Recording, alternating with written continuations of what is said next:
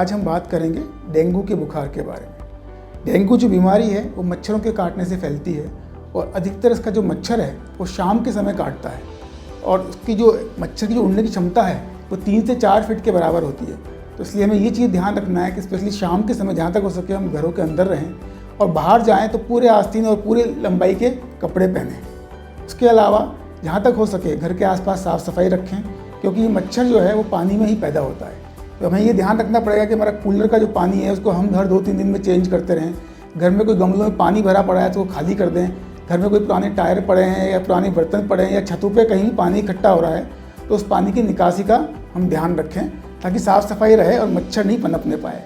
इसके अलावा हम मच्छर के मारने की दवाई का छिड़काव भी करा सकते हैं, DDT का छिड़काव भी कर सकते हैं।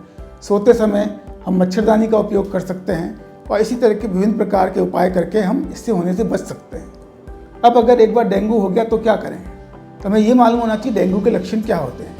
डेंगू एक तरह का वायरल फीवर है और उसको होने के जो लक्षण है वो किसी भी वायरल फीवर है उसी के हिसाब से होते हैं, जैसे कि बहुत तेज़ बुखार आना, हाथ पैरों में दर्द होना, सिर में दर्द होना और उसमें बहुत जो पिक्यूलर बात होती है वो फोरहेड में का जो पेन होता है वो, और एक आँखों के पीछे का दर्द वो इसमें काफ़ी कॉमन होता है। दूसरा वीकनेस आना, कमजोरी लगना, भूख ना लगना और बुखार का 3-4 दिन तक नहीं उतरना, ये बहुत अहम इसके मेन सिम्टम्स होते हैं। तो अगर हमें ऐसी कोई भी तकलीफ़ हो तो हमें तुरंत फिजिशियन को दिखाना चाहिए। इसमें सबसे ज़्यादा खतरा जो रहता है वो है प्लेटलेट गिरने का। तो हमें प्लेटलेट की मॉनिटरिंग जिसको हम बोलते हैं वो बहुत ज़रूरी होती है और ध्यान रखने वाली बात यह है कि प्लेटलेट यूजली शुरू के 3-4 दिन तक नहीं गिरता है। एक बार बुखार उतर जाता है तो उसके बाद चौथे, 5वें, 6ठे दिन से प्लेटलेट गिरना चालू होता है। नॉर्मल प्लेटलेट 1.5 लाख से 4.5 लाख होता है बॉडी में। एक बार प्लेटलेट 1 लाख के नीचे आना चालू हो जाता है तो उसको हम खराब मानते हैं और अगर 70,000 से नीचे आ जाए तो उससे चाहिए मरीज को कि वह अस्पताल में भर्ती हो जाए। भर्ती होने के बाद अस्पताल में मरीज का इलाज करा जाता है और मेनली उसको ये कहा जाता है कि ज़्यादा से ज़्यादा वो पानी पिए, अपना हाइड्रेशन अच्छा रखे, नारियल पानी पिए, कीवी फ्रूट एक आता है, कीवी फ्रूट खाए, अपना ध्यान रखे और रेस्ट करे।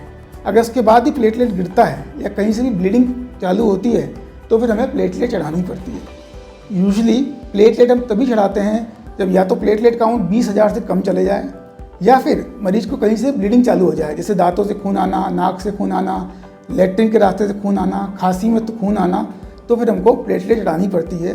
और यही वो समय है जिस समय मरीज का बहुत ज़्यादा ध्यान रखना ज़रूरी होता है, क्योंकि ब्लीडिंग कहीं भी हो सकती है। पेशेंट को ब्रेन हेमरेज भी हो सकता है, इससे पेशेंट सडन डेथ में भी जा सकता है, उसकी मृत्यु भी हो सकती है। दूसरा अहम चीज़ जो होती है पानी भरना। इस बीमारी से शरीर में कहीं भी पानी भर सकता है, अधिकतर पेट और फेफड़ों में पानी भरता है।